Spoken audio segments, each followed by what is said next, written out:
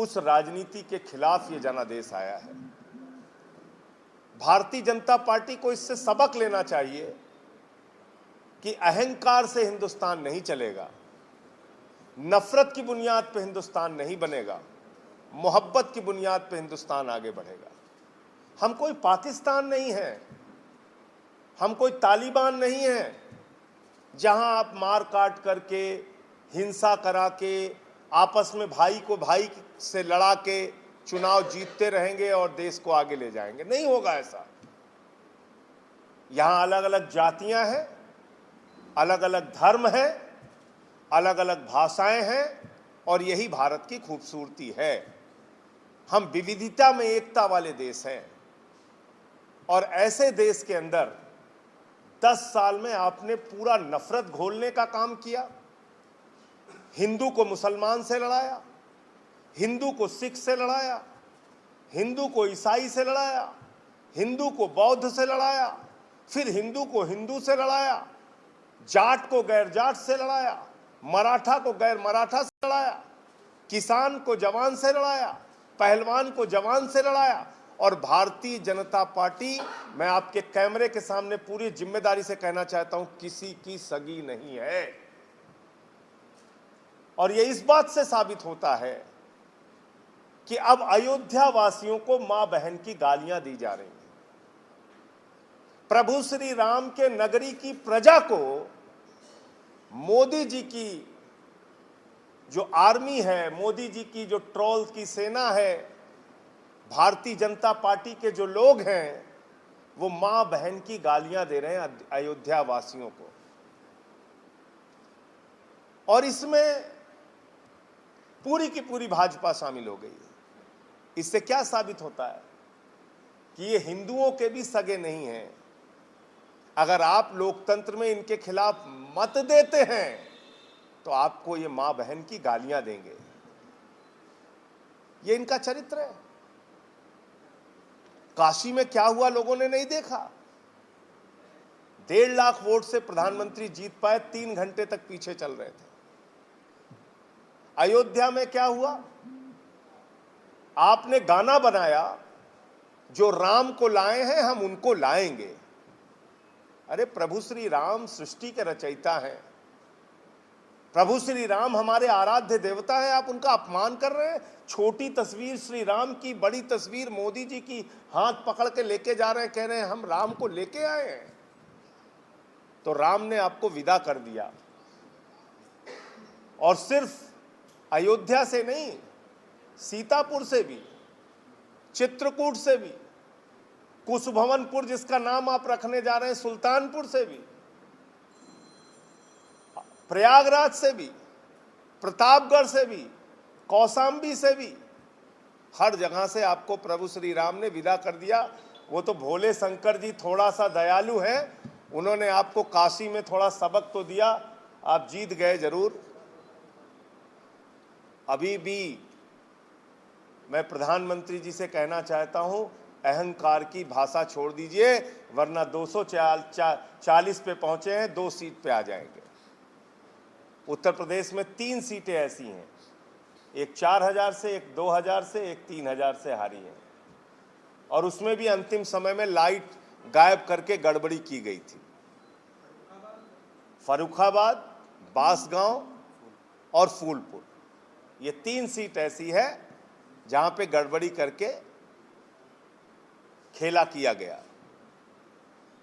अब 2-3 सवाल लोग पूछते हैं कि जो ये एनडीए की सरकार बनी है, इसका भविष्य क्या है।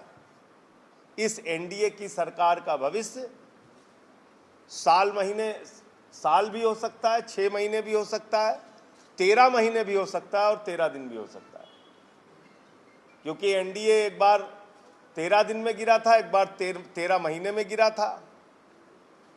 तो इस सरकार का हो सकता है, तो अटल जी जैसे नेता भी नहीं है, 13 महीने से कम में भी इनकी विदाई हो सकती है। इंडिया गठबंधन की बैठक में सर्वसम्मति से यह तय हुआ है कि हम देश की राजनीतिक गतिविधियों पर ध्यान रखेंगे और सही समय पर सही फैसला लेंगे। आज जो डिमांड है एनडीए के दलों की आज जो भारतीय जनता पार्टी के साथ है, चंद्रबाबू नायडू जी चाहते हैं आंध्र प्रदेश को विशेष राज्य का दर्जा दिया जाए। नीतीश कुमार जी चाहते हैं स्पेशल पैकेज और विशेष राज्य का दर्जा बिहार को दिया जाए। नीतीश कुमार जी की डिमांड आई कि अग्निवीर योजना खत्म की जाए, उनकी पार्टी कह रही है, और यूसीसी पे पुनर्विचार किया जाए। तो ये सारी चीजें ऐसी हैं जिस पर भारतीय जनता पार्टी का क्या रुख होगा वो देखना होगा। स्पीकर का एक महत्वपूर्ण पद है। स्पीकर के चुनाव में पहला टेस्ट होगा इस सरकार का, और टीडीपी चाहती है स्पीकर उनका हो। इंडिया गठबंधन के पास जो संख्या है, हम लोग भी उस फैसले का इंतजार करेंगे। भारतीय जनता पार्टी टीडीपी का स्पीकर बना रही है या नहीं बना रही है, लेकिन हमारा ऐसा मानना है कि बीजेपी का स्पीकर होना संसदीय परंपराओं के लिए घातक है। 150 से ज्यादा सांसद भारत के संसदीय इतिहास में कभी नहीं सस्पेंड किए गए थे, बीजेपी ने सस्पेंड किया 150 से ज्यादा सांसद। इसलिए अगर बीजेपी का स्पीकर होगा तो संविधान को तार तार करके मनमानी ढंग से बिल पास किए जाएंगे।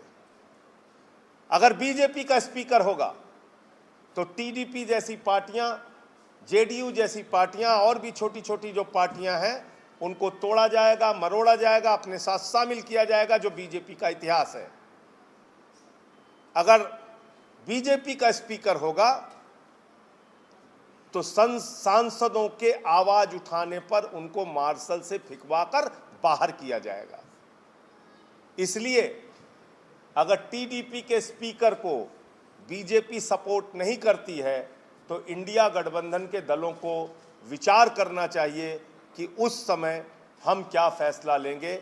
लेकिन मुझे लगता है व्यक्तिगत रूप से, और हमारी पार्टी को लगता है कि स्पीकर जो है वो बीजेपी का नहीं होना चाहिए। एक बात ये आपसे महत्वपूर्ण करनी थी। दूसरा, आम आदमी पार्टी उत्तर प्रदेश में चुनाव नहीं लड़ी, लेकिन हमारे कार्यकर्ताओं ने, मैं एक एक कार्यकर्ता को बधाई देना चाहता हूं, हमारे नेताओं को बधाई देना चाहता हूं। जहां भी इंडिया गठबंधन के कैंडिडेट थे, चाहे समाजवादी पार्टी के थे, कांग्रेस के थे, हमने बिना शर्त उनके लिए प्रचार किया, जाकर वोट मांगा, और इंडिया गठबंधन को इतनी बड़ी सफलता मिली। इसके लिए अखिलेश यादव जी को, राहुल गांधी जी को मैं बधाई देना चाहता हूं। क्या व्यवहार हुआ उनके साथ, ये आप सबके सामने है। अखिलेश यादव जी 5 साल उत्तर प्रदेश के मुख्यमंत्री रहे। जब घर खाली किया तो गंगा जल से घर धुलते हैं भाजपा वाले। अपनी पत्नी के साथ कन्नौज के अंदर मंदिर में दर्शन करने चले गए। ये पाप हो गया, गुनाह हो गया बीजेपी की निगाह में। उन्होंने मंदिर को गंगा जल से धुला। पिछड़ों ने इस अपमान को बर्दाश्त नहीं किया। आपने ऐसा ही अपमान हमारे तत्कालीन राष्ट्रपति श्री रामनाथ कोविंद जी का किया था, जब मंदिर के शिलान्यास में आपने उत्तर प्रदेश की राज्यपाल और मुख्यमंत्री को बुलाया, भागवत जी को बुलाया, खुद प्रधानमंत्री रहे, तत्कालीन राष्ट्रपति रामनाथ कोविंद जी नहीं रहे, क्योंकि वो दलित समाज से आते हैं। मंदिर के उद्घाटन में देश के प्रधानमंत्री, उत्तर प्रदेश के मुख्यमंत्री, भागवत जी और राज्यपाल जी रही, लेकिन राष्ट्रपति श्रीमती द्रौपदी मुर्मू जी को नहीं बुलाया, क्योंकि वो आदिवासी समाज से आती है। पिछड़ों के, आदिवासियों के, दलितों के प्रति घृणा की जो भावना बीजेपी के अंदर बसी है, उसके कारण से लोगों ने ये जनादेश उत्तर प्रदेश में दिया है। बंद करो ये नफरत की राजनीति। और आपने तो छत्रियों को भी नहीं छोड़ा, मां बहन की गालियां दी, क्या क्या उनके माताओं बहनों के ऊपर, पुरखों के ऊपर कितने सवाल उठाए आपके लोगों ने, आपके केंद्रीय मंत्री ने। तो इसलिए ये परिणाम कई सबक सिखाता है बीजेपी को, और उस सबक को लेकर अगर बीजेपी आगे बढ़ेगी तो मेरे ख्याल से ठीक होगा। लेकिन प्रधानमंत्री जी का पहला भाषण ही विपक्ष को इस तरह से गालियां देने वाला था, जिससे कोई उम्मीद नजर आती नहीं है। और प्रधानमंत्री जी ने अपनी गलतियों का एहसास किया, ऐसा लगता नहीं। पूरा चुनाव मुसलमान मटन, मछली, मुर्गा, मदरसा, मुगल, मुजरा, इन सारे सवालों पे वो लड़ते रहे और देश की जनता ने उनको नकार दिया है। जरा सी भी नैतिकता प्रधानमंत्री में हो तो उनको इस्तीफा देना चाहिए। वो देश का जनादेश खो चुके हैं। आम आदमी पार्टी उत्तर प्रदेश में अपने संगठन को और मजबूती देने के लिए 13 तारीख को नोएडा में 10 बजे से प्रदेश के पदाधिकारियों की बैठक करेगी और 20 जून को लखनऊ के अंदर उत्तर प्रदेश के कार्यकर्ताओं का सम्मेलन होगा, जिसमें हम लोग आगे की रणनीति तैयार करेंगे। मुझे इतनी बात कहनी थी। आपका कोई प्रश्न हो तो आप पूछ सकते हैं।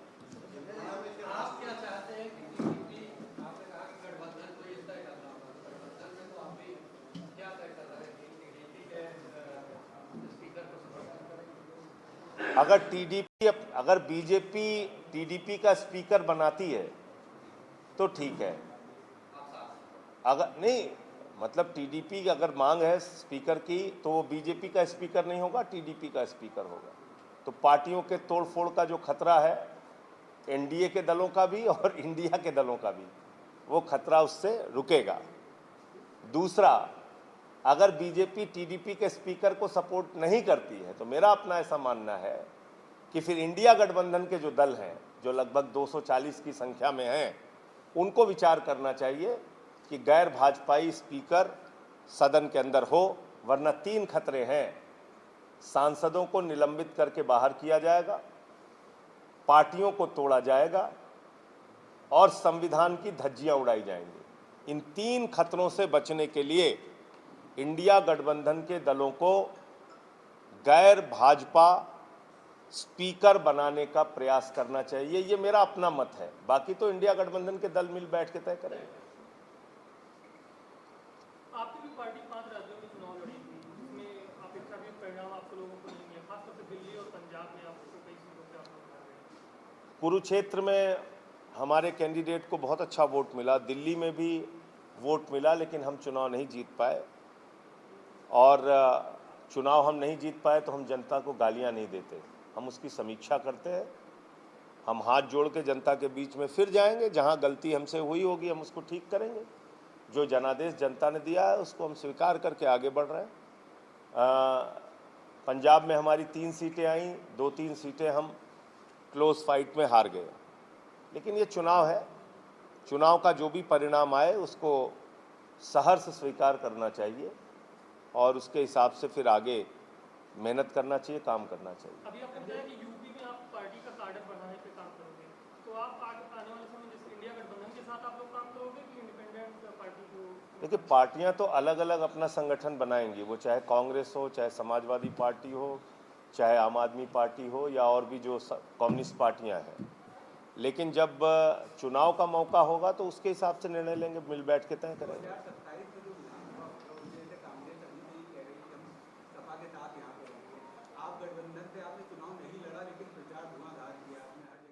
है ना, कन्नौज गए हो चाहे जहाँ गए हो, एक विपक्ष की आवाज आपने वहाँ तो मजबूत करी। भले ही आप यहाँ से नहीं लड़े, लेकिन आप कहीं ना कहीं पर हर जगह दिखी, लड़ी, है ना, कि विपक्ष वही। तो क्या आपका अभी क्या सोचना है कि 27 तक ये कंटिन्यू होगा, मतलब कैसे? उसमें देखिए,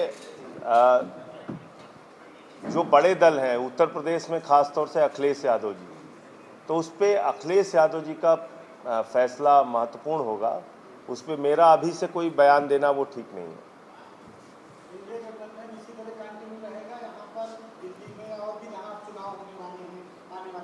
जहाँ जहाँ संभव होगा जरूर रहेगा। जैसे महाराष्ट्र का चुनाव आने वाला है, झारखंड का चुनाव आने वाला है, और मैं समझता हूँ कि महाराष्ट्र में जो जनादेश वहाँ की जनता ने दिया है वो छत्रपति शिवाजी महाराज का एक संदेश है, गद्दारों को माफ़ी नहीं। तो इसका पूरा पालन महाराष्ट्र की जनता ने किया।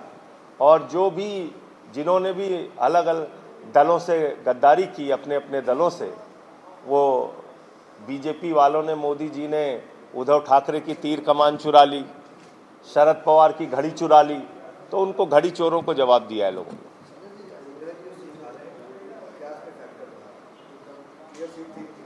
आपने वो फोटो नहीं देखा? हमारे मोदी जी बहुत बड़े भगवान हैं, और जो श्री राम जी हैं वो छोटे हैं, उनका हाथ पकड़ के लेके जा रहे हैं।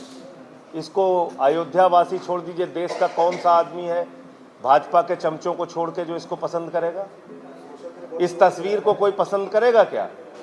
भाजपा के चमचों को छोड़ के ये तस्वीर कोई पसंद करेगा कि आप इतने बड़े भगवान बन गए और प्रभु श्री राम छोटे हैं, उनका हाथ लेके जा रहे हैं? एक दूसरा गाना क्या बनाया इन लोगों ने, भाजपाइयों ने प्रचार में, जो राम को लाए हैं हम उनको लाएंगे। एक इनका प्रवक्ता है, कह रहा है भगवान जगन्नाथ जो है वो मोदी जी के भक्त हैं। बताइए आप। तो जब अब मोदी जी खुद ही कह रहे हैं मैं बायोलॉजिकल नहीं हूं, मैं जो है अवतार हूं, तो भैया मान लीजिए हमें किसानों की समस्या पे बात करनी है तो हम कहाँ अवतार खोजने जाएंगे? हमको तो कोई हाड़ मास का आदमी चाहिए ना, जिससे जाके बताएं कि भैया आप प्रधानमंत्री जी हमारी सुन लो। तो कह रहे हैं हम अवतार हैं, तो हम कहाँ खोजेंगे अवतार को? समस्या ये है। और मतलब वो उनको एहसास ही नहीं हुआ अपने अहंकार के अंदर कि वो ज़रूरत से ज़्यादा आगे बढ़ चुके हैं। 400 पार और भगवान और अवतार और राम को लाए हैं और जगन्नाथ जी उनके जो है वो भक्त हैं। ये सब चीज़ें पसंद। बोला तो मैंने आपको, रामपुर हारे, सीतापुर हारे, अयोध्या हारे, चित्रकूट हारे, प्रयागराज हारे, कुशभवनपुर हारे, प्रतापगढ़ हारे, कौशाम्बी हारे, श्रावस्ती। कौन सी जगह बची है बता दीजिए आप? बड़ी मुश्किल से काशी नगरी से निकल पाए। नीट एग्जाम को लेकर के देश में बवाल मचा हुआ है, अभ्यर्थी कह रहे हैं कि परीक्षा रद्द हो गई, इस पे पार्टी क्या कह रहा है? नहीं, बिल्कुल। आप बताइए मुझे, 67 बच्चे 1 अंक पाएं और टॉप करें, ये संभव है क्या? 720 अंक 67 बच्चे पा गए और वो टॉप कर गए सबके सब। एक दो का अंक मिल सकता है, ये तो समझ में आता है। तो ये भारी गड़बड़ी का मामला है, निश्चित रूप से इसकी जांच करके। लेकिन देखिए, ये कहना बहुत आसान होता है कि हाँ रद्द होना चाहिए, लेकिन उस रद्द होने से कितने लाख बच्चों का भविष्य बर्बाद होता है, ये भी एक बड़ा सवाल है। जैसे अब 1.5 करोड़ बच्चों का पिछले 2 साल में परीक्षाएं रद्द हुई हैं। 1.5 करोड़ बच्चों का, जिसमें से 60-70 लाख तो हमारे उत्तर प्रदेश के ही हैं। तो परीक्षा की कितनी मुश्किल से तैयारी करते हैं लोग। एक चपरासी की नौकरी निकलती है तो उसके लिए लाखों लोग फॉर्म भरते हैं। वैसे ही आपने 4 साल का अग्निवीर कर दिया है। मतलब ये तो अजीब योजना थी अग्निवीर की, है अभी भी, कि 17 साल में जवान बनिए, 21 साल में रिटायर हो जाइए, बाप नौकरी करेगा, बेटा रिटायर हो जाएगा।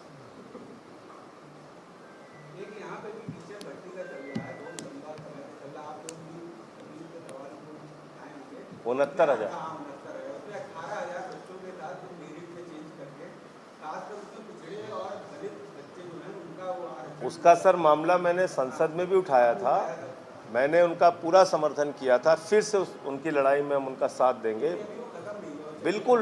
मैं तो कहता हूँ ना, ये लोग आरक्षण के साथ खिलवाड़ कर रहे हैं। Thank you.